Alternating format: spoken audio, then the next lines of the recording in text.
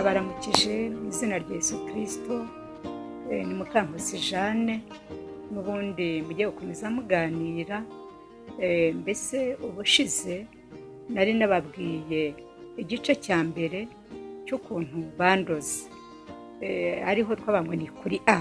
Ubu rero tuje kuri B, igice cya kabiri cy'ukuntu nanone bandoze. Reka tubanze dusenge. Mana, turagushimye kuko uri kumwe natwe. Tugushimiye ko ijambo ryawe ari ukuri kandi kuririnda ukarihagararaho, ariyo mpamvu natwe twamaramaje mu mitima yacu, mwami, ko tutazakuvaho. Rero icyo tukwisabira ni imbaraga. Muri aka kanya turacyakomeza kwamamaza ishimwe ry'ibyo wakoze no gukomeza kuvuga ku mbaraga zawe. Reka umwuka wera abane natwe, atuganze, adufashe, mbese ubusobanuro n'ibyabayeho byose umwuka wera abidufashemo kuba dutangira kugeza dushoje, kandi ubwami bw'Imana ntibukabure kubana natwe tukiri mu isi. Urakoze Mana, turagushimiye ko ugiye kutugirira neza kandi ukadufasha gutangira kugeza dushoje mu izina rya Yesu, amen. Reka dusome ijambo ry'Imana ritoya tubona aha ngaha mu gitabo cy'ibyakozwe n'intumwa.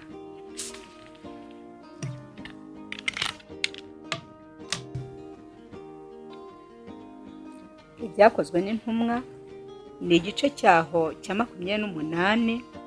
Reka dusome duhere ku murongo waho wa 3. Haravuga ngo, ariko Pawulo amaze guteranya umuganda w'inkwi arazicana, inshira iva mu muriro imuruma ku kiganza. Bene igihugu babonye icyo gikururuka kirereta ku gikonjo cye, baravuga bati, ni ukuri uyu muntu ni umwicanyi. Nturora n'ubwo yakize mu nyanja idaca urwa kibera, ntimukundira kubaho. Ariko akunkumurira icyo gikururuka mu muriro, ntihagira icyaba. Ba bandi bategereza yuko ari bubyimbe cyangwa ari bupfe akindutse, ariko bamaze umwanya munini bakibitegereje babona ntacyo abaye, barahindura bati, ni Imana itugiriye neza. Aya magambo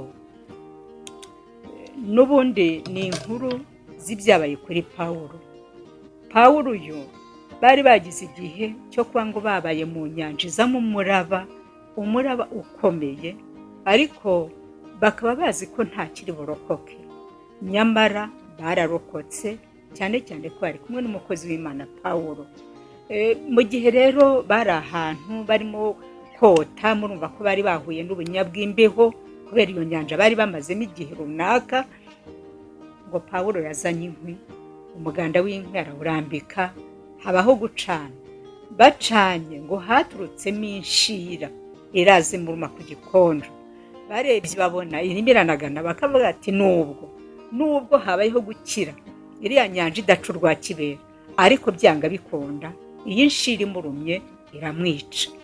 Nyamara ngo barategereje, bategereza yuko ari icyo ari bube, baraheba. Bamaze kubona ko ntacyo abaye, ngo nibwo bahinduye amagambo, bati, noneho Yesu umuntu ni Imana. Kubera ibintu byose babonaga by'imbaraga z'Imana zirimo kugenda zigaragara umukozi w'Imana Pawulo. Ntabwo nshaka gutinda cyane muri aya magambo, ahubwo nagira ngo nongere babwire uburyo iyi Mana ifite imbaraga. Imana ni inyamaboko. Ngere kuri icyo kintu cy'uko inzoka yarumye Pawulo, urumva wagira ngo ni ibintu by'icyo gihe, ni imbaraga Imana yakoreshaga icyo gihe gusa, ariko uyu munsi zikaba zitagikora.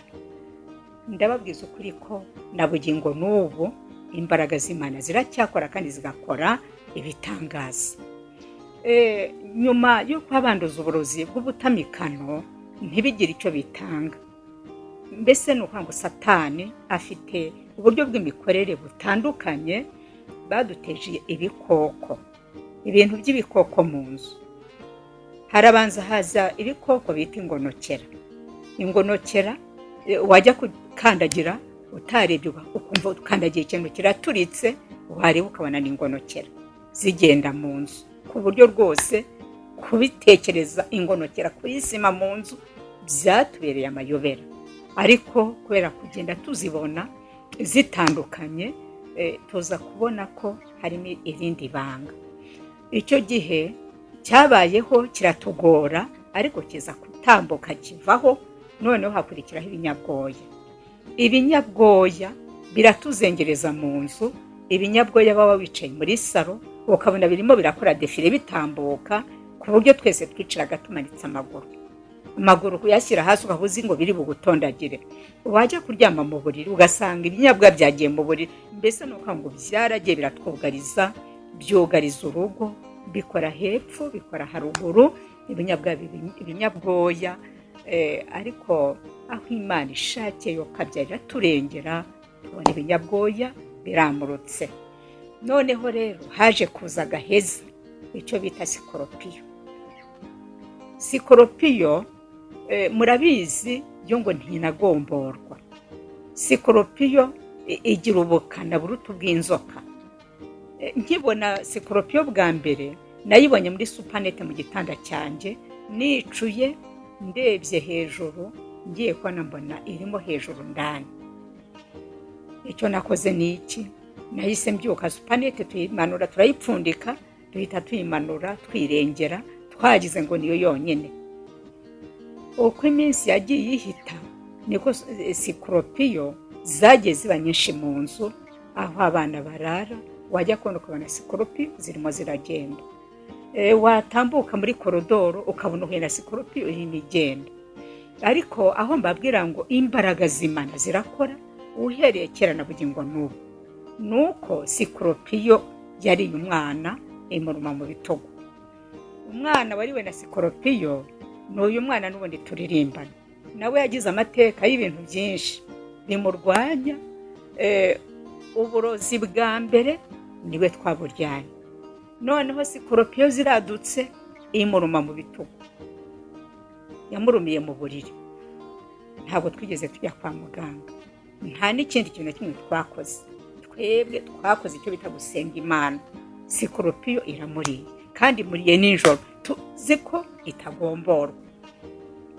Rero mu ijuru hari Imana ikora imirimo nk'iyo yakoraga cya gihe cya kera, na n'uyu munsi ikikora.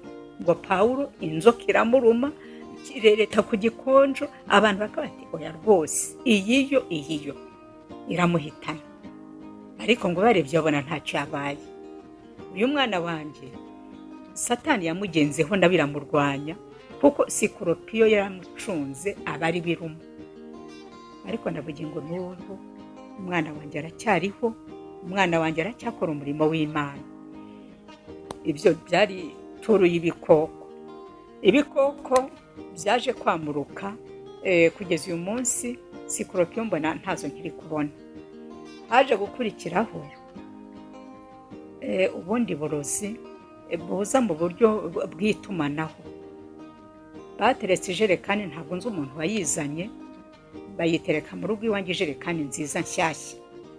Nyibonye rwose nahise nihuta ndayiterura, ndavuga nti bishobora kuba ari nk'umujura wari uje kwiba, akaza yitwaje ijerekani akayita ahangaha wenda yikanze. Ndayiterura nyishyira mu nzu. Maze kuyiterura, umwana wanjye nawe yaraje ayikoraho, ariko noneho ntabwo ari wa wundi, ni wundi mwana mu bana batoya. Araza nawe ayikoraho, tuba tuyikozeho turi babiri, nta wari uzi ikigendererwa. Bukeye ku munsi ukurikiyeho twagiye tubonye indi jerekani ya kabiri. Ariho natangiye gusa n'ugize akantu k'impungenge, ndibaza ni ibiki.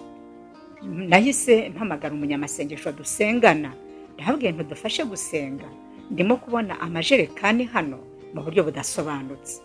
Iya mbere yari jerekani nziza ubona ari nshyashya, n'iya kabiri nayo nuko ni jerekani nzima nziza nshyashya, kandi aho bari bashyize ya yindi ya mbere n'iya kabiri niho twayisanze. Ubwo rero wa muntu nahamagaye ngo dufashe gusenga yahise ambwira ati rero umbabarire natinze kwikubwira, Imana yari yambwiye ko bagiye kuzana amarozi y'amategano. ati birashoboka ko byaba ari ibyo ngibyo Imana yavugaga. Umukozi wanjye yari amaze kuzivomeramo amazi, ndamubwira nti amazi ntugire icyo yakoresha, ejo tutaza guhura n'ingorane, ntihabe no gukoropa, ahubwo ngera uyamena. Amazi arayamena, amajerekani tuyatereka aho ngaho. Hari ku cyumweru nibwo nateruye ijerekani bwa mbere. Ku wa mbere haboneka indi jerekani. Noneho ku wa gatatu nagiye gusenga, twagiraga icyumba cy'amasengesho gishyushye mu rusengero rwo mu Gakinjiro aho bita Nyarugenge. Turi muri iryo terano ryo ku wa gatatu, hari mu rusengero bamaze gusenya, ubu nta rugihari. Haza kuza umukozi w'Imana, aravuga ati ariko ati Imana yantumye gusengera abantu barozwe hano muri urusengero. Njyewe ntago nabyimvagamo. Yaravuze ati mwese iterano mwese muhagarare. Njyewe yatavuga ngo iterano ryose rihagarare, sinari buhaguruke kuko ntabwo ndiyumvagamo ko bandoze. Turahaguruka, noneho baratangiye barasenga. Atangiye gusenga, cya kiganza cyanjye cy'ukuboko kw'iburyo kwateruye ya jerekani. Nagiye kumva numva mbaye nk'umuntu bakatishima akantu k'urwembe, mbese ku buryo nahise nikanga ndakanura mu gihe abandi bari bahumirije basenga. Njyewe ndeba mu kiganza cyanjye, ndebye mu kiganza nsanga aho hantu habaye nkaho bakatisha akembe, hahise hahinduka umukara. Ikiganza cyanjye mu kiganza imbere hahinduka umukara. Uko abandi bari gusenga, nanjye nkumva harimo kudodobizamo akantu kameze nk'umusonga, ku buryo nafashe akaboko ndakomeza nitegereza akaboko kanjye nsa n'umuntu uri guhinda umushyitsi, nibaza ibintu bimbayeho biranyobera. Barasenga bararangiza. Barangije gusenga nahise nihuta njya imbere nereka abakozi b'Imana, ndababwiye nti rero nti wa muntu warozwe abaye njyewe, ntimurebe ukuntu mbaye mu kiganza. Arambwira ati se ni ibintu bibaye none cyangwa ni kwaje umeze? Ndababwiye rwose ibi bintu bimbayeho nonaha murimo musenga. Ariko mpita noneho nibuka ya nkuru y'aya majerekani. Urumva ko wa muntu nahamagaye ngo adufashe gusenga yari yambwiye ko Imana yari yamuhishuriye yuko bagiye kuturoga uburozi bw'ubutegano, ariko sinahita menya ko hari icyo nabaye. Naho uburozi Imana bufatiye mu kuboko, yanga ko bukwira umubiri wose. Uburozi bari bandoze naje gusobanukirwa ubwo ari bwo nyuma. Ubwo urumva njye Imana nkora igitangaza, mva mu rusengero nkize, cya kiganza nagitanye ari umukara, n'abana banyendaza ndabereka, ndabwira murebe ibintu byambayeho. Haciyeho iminsi mike, wa mwana wanjye wateruye ku ijerekani. Ubwo nuko ngo kuva yaterura ku ijerekani we umuti wahise ukora. Ariko bene data, Imana igitwubahiriza, mbese koko nk'uko ijambo ryo rivuga ngo ikunda abayikunda. Bari bandoze ibisazi. Umwana wanjye aba ari we bifata. Umwana akajya ku ishuri, nubwo twatangiye kubibona ku wa mbere, amajerekani twayafasheho ku cyumweru. Agiye ku ishuri, agezeyo ntiyaguma mu ishuri, arongera agaruka. Agarutse ndamubaza ko utagumye ku ishuri ukaba utize bigenze bite? Arambwira ngo ntago ngumyeyo, ngo numvishe ntashaka kugumayo. Nafashe inkoni ndamukubita, musubizayo ku mbaraga. Umwana asubira ku ishuri, aragenda. Bukeye ku munsi wo kwa kabiri nanone asubira ku ishuri. Yari umwana wijyana, ishuri ryari hafi, mbese arijyana. Agezeyo haciyeho umwanya tugiye kubona tubona aragarutse. Narongeye mfata inkoni ndamukubita, mubwira niki gituma uri kwanga ishuri? Njye nkagira ngo umwana yafashwe n'ikibazo cyo kwanga ishuri, naho yamaze guterwa. Ubwo naramukubise ndongera musubizayo, muha umukozi wo mu rugo aramujyana.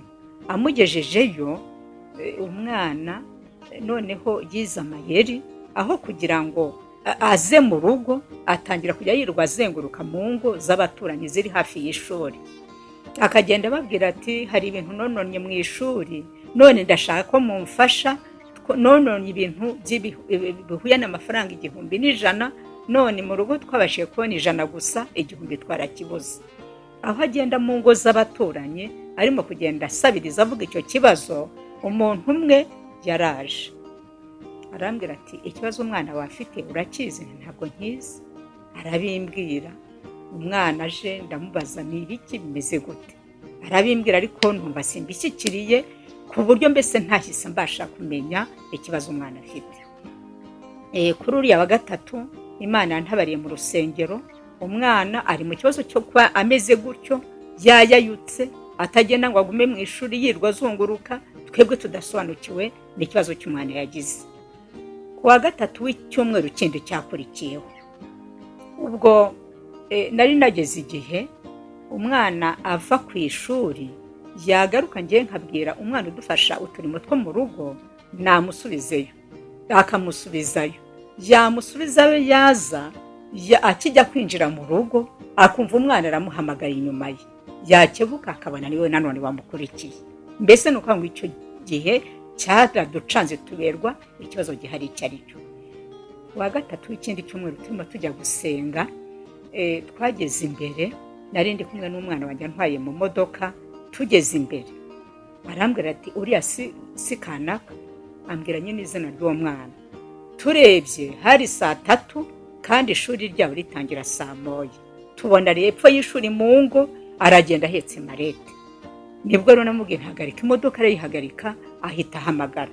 Aramuhamagara, umwana wo kugira ngo aze adusanga ahubwo atangira kwirukanka ahunga. Nuko akamubwira ati ngwino nta kibazo, ntacyo tugutwara. Ageze aharemera arahagarara araza. Angeze iruhande nagize agahinda kenshi mu mutima, ndamubwira niki gituma utari kwemera kwiga. Arambwira ngo mbese ngo ngewe ngo ngeze mu ishuri ngo numva ijwi ririmo kumbwira ngo isohokere.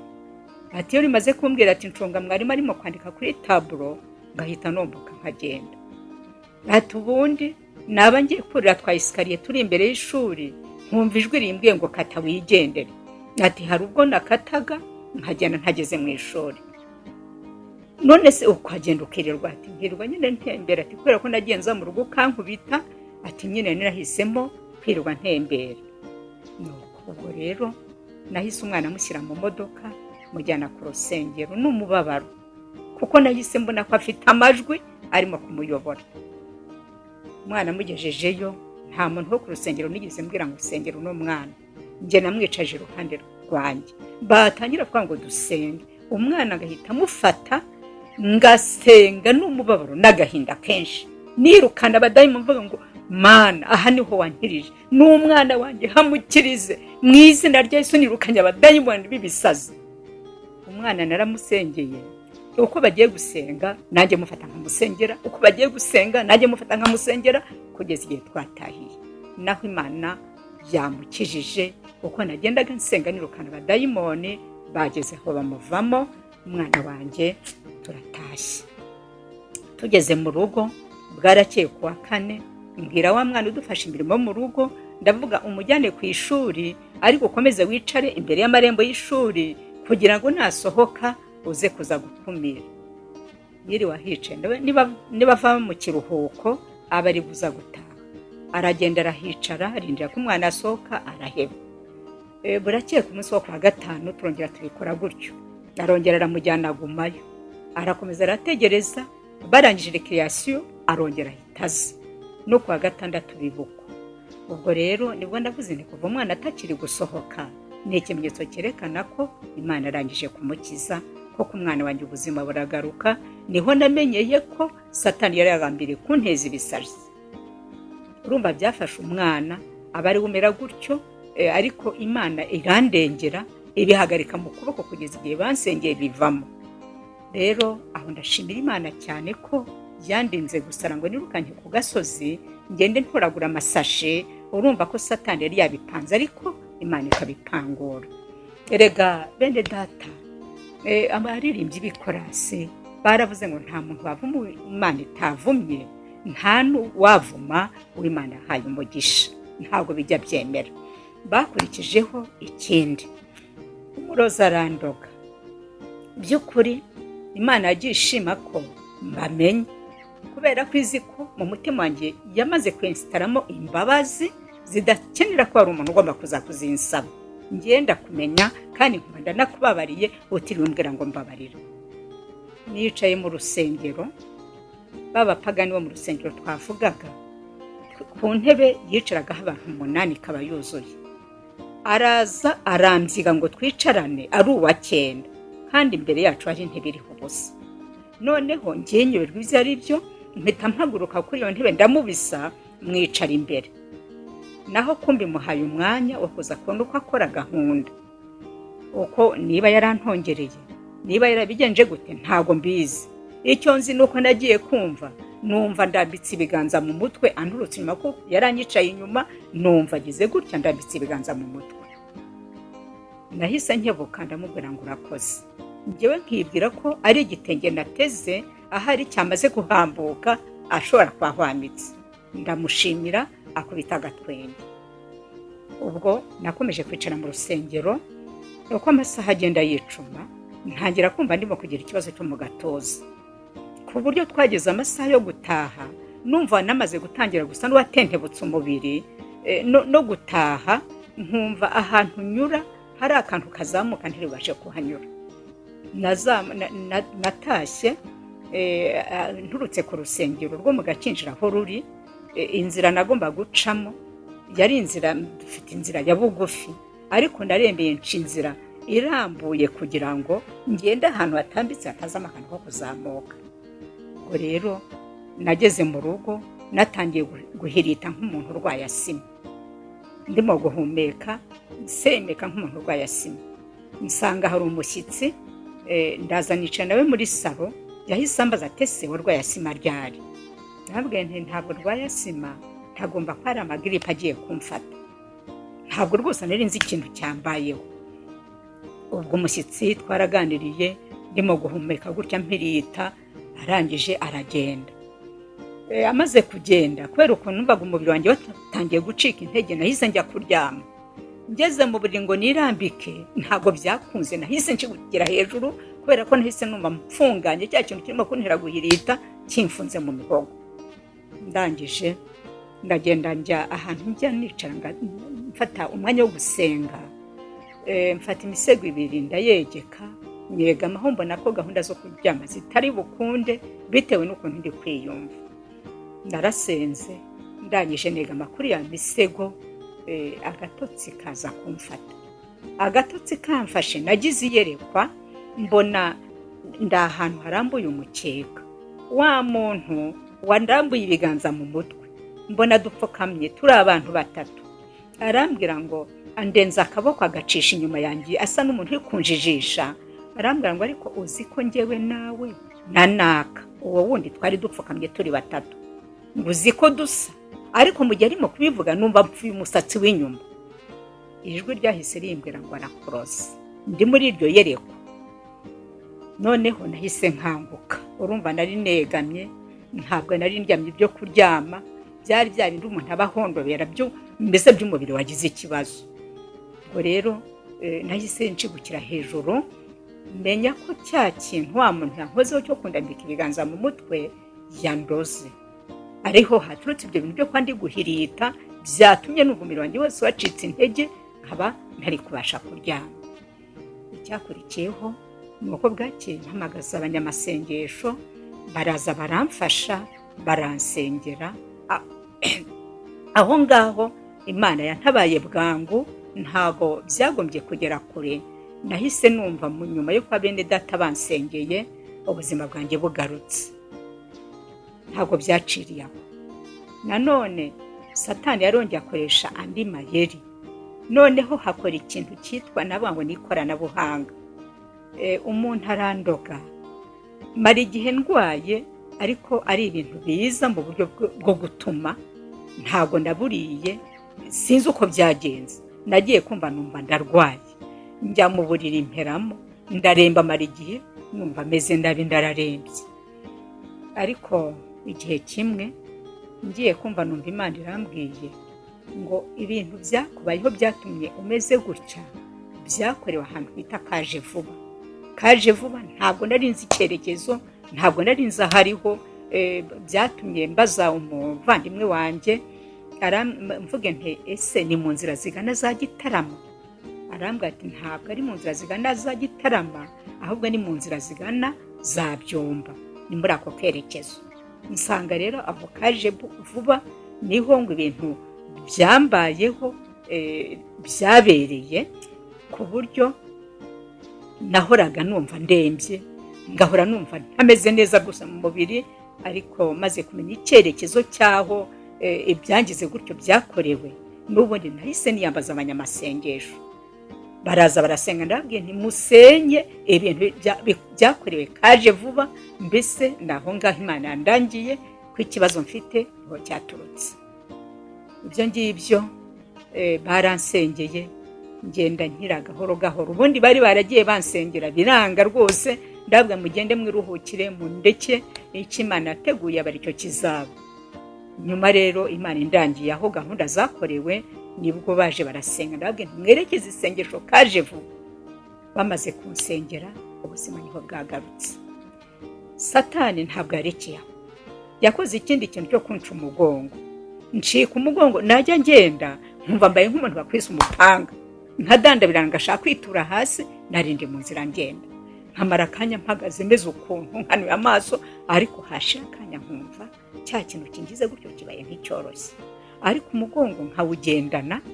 Hahandi najyaga njya gusenga mu rusengero, by'ukuri ntabwo ndabasha guhaguruka abantu bose bareba, nagira ngo njye guhaguruka nkumva ntibiri kwemera kubera ukuntu umugongo wanjye umeze, ngacunga bahumirije, akaba aribwo mbasha guhaguruka.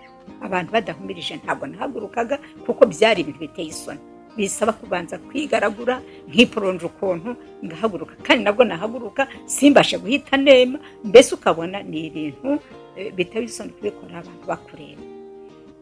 Imana rero yaje kumpishurira ko ari umuntu wakoze ibintu, abikora mu buryo yakoze ibintu abishyira mu kintu kimeze nk'icyungo, noneho ajombamo igiti.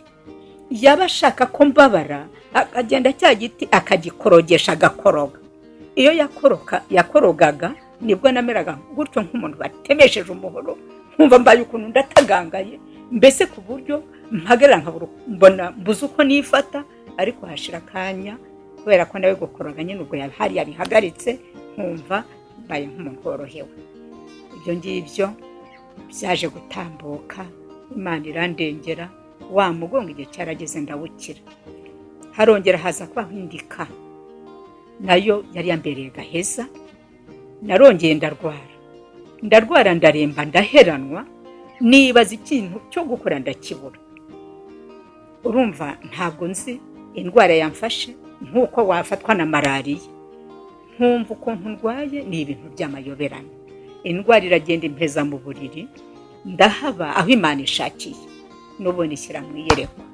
Inyereka noneho baramfashe muri bwa buryo bw'ikoranabuhanga, baragenda banzirika ahantu mu ishyamba, mu kazu kameze gutyo, kafite tureri ya buresiyeri. Imana irampishurira, mbona ngo ako kazu niko nziritsemo. Mu buryo bw'umubiri, umubiri uri hano iwanjye, ndaryamye, ndi kimonjangwe narashize, ariko bamvanyemo, sinzi niba baramvanyemo umuntu, uko babikoze simbizi, ni tekinoloji y'abakonikoni utamenya. Imana mpishuriye ko banziritse aho hantu, noneho maze kubimenya, gusa icyo nibuka ko hari abantu ngo bagiye kundwanira, bajya kuri ako kazu barimo umwana wanjye, bakagezeho ka kazu kahise kikabaganya, mbona karabasanjije abantu bari bagiye kukarwanya no kugasenya, ahubwo aba ariko kabarwanya karabanesha. Nibwo nagiye kumva numva ijwi rirambwiye ngo uretse Yesu wenyine nta kindi kintu cyagukura hariya hantu keretse Yesu ubwe wenyine. Narakangutse, mpita mvuga ngo Mana ndagushimiye, kuko nsanze ngo imbaraga za Yesu arizo zonyine zibasha kunkura muri kariya kazu banziritsemo. Ndavuga ngo Mwami, ubwo uri inshuti yanjye, nanjye ndakwizeye kugiye kuntabara. Nahise mpamagaza abanyamasengesho, bansengera rimwe ryonyine, mpita mba muzima. Ni ukuri ntabwo ibintu byambayeho nabibabwira ngo tubirangize, ndumva nahinira ahangaha, ariko nshaka kubabwira ko mu ijuru hari Imana ifite imbaraga. Mu ijuru hari Imana ijya irengera intore zayo ziyambaza ku manywa na nijoro. Nabango rero birashoboka ko wenda nawe warabaweho n'ibibazo bimeze nk'ibyo, ariko umenye ngo imana ibasha kurogora. Nta muntu wigeze andogora, nta wampaye umuti, nagiye nkizwa no gusenga. Imana ikandengera ikambana mu kibazo kubw'imbaraga nyinshi ifite. Ariko nimvuga ibi ntimukumve ko ndimo kuvuga ngo wenda ngo baruzeye ko yakwivuza cyangwa se ngo ye ko yakwirogoza. Ibyo ngibyo byose birakora. Njyewe iri ni njyewe ku giti cyanjye warwanaga no kwibonera imbaraga z'Imana ngo njye nzivuga by'ukuri ndarazibonye, atari ibintu mbwirwa by'amagambo gusa. Ubu ndimo ndavuga Imana muri pratique, ntabwo bikiri Imana muri teori, ahubwo nayibonye no muri pratique. Yagiye nkora mu bintu bitandukanye, igenda inkiza ibintu bitandukanye. Akabaye kanyuma kagaheza ni amaturo nagiye ntorwa, ngaturwa amaturo akajya kongeraho. Imana imbwira ko ibyo bintu bije byahumanye. Urumva ko Satani yakoresheje ingamba cyangwa se uburyo bwose ashoboye bwo gushakisha uburyo yandimburana n'urugo rwanjye, ariko Imana irigaragaza. Kandi ndagira ngo mbifurize gusenga Imana ivuga. Imana ivugana n'umuntu ikakubwira, aribyo nababwiye mukunde gusenga, kuko iyo usenga Imana ikubwira ibiriho, ikakubwira ibizaba, ikaguhishurira ibiri imbere cyangwa se ibikuriho muri ako kanya.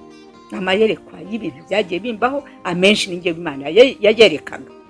Ibyo bintu by'ayo maturo nagiye nturwa, Imana baga bimpishuriye nk'ejo ikambwira iti haje ituro, ariko umenye kuri buri jere kubera ko ari jere ihumanye. Aho hose rero Satani izo nzira zose yaciyemo nta nimwe yabashije gufata. Ubu nicaye hano ndimo guhamya imbaraga z'Imana, ndi muzima nkomeye, kandi ibyo byose byakozwe nta busembwa byansigiye. Imana yo mu ijuru ishimwe kandi ihabwa icyubahiro.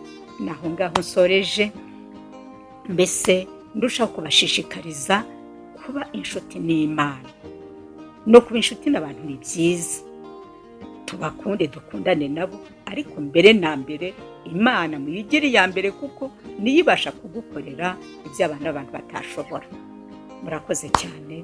Imana ibahe umugisha mu izina rya Yesu. Nkundira Uwiteka kuko yumvise ijwi ryanjye no kwinginga kwanjye, kuko yantegeye ugutwi, nicyo gituma nzajya mwambaza nkiriho. Ingoyi z'urupfu zantaye hagati, uburibwe bw'ikuzimu bwaramfashe, ngira ibyago n'umubabaro. Maze nambaza izina ry'Uwiteka nti, Uwiteka ndakwinginze, kiza ubugingo bwanjye. Uwiteka ni umunyembabazi kandi ni umukiranutsi. Ni koko Imana yacu igira ibambe, Uwiteka arinda abaswa. Nacishwe bugufi arankiza. Umutima wanjye subira mu buruhukiro bwawe, ngo kuko Uwiteka yakugiriye neza. Ngo kuko yakijije ubugingo bwanjye urupfu, amaso yanjye ukayakiza amarira, n'ibirenge byanjye ukabikiza kugwa. Ibyiza Uwiteka yangiriye byose ndabimwitura iki?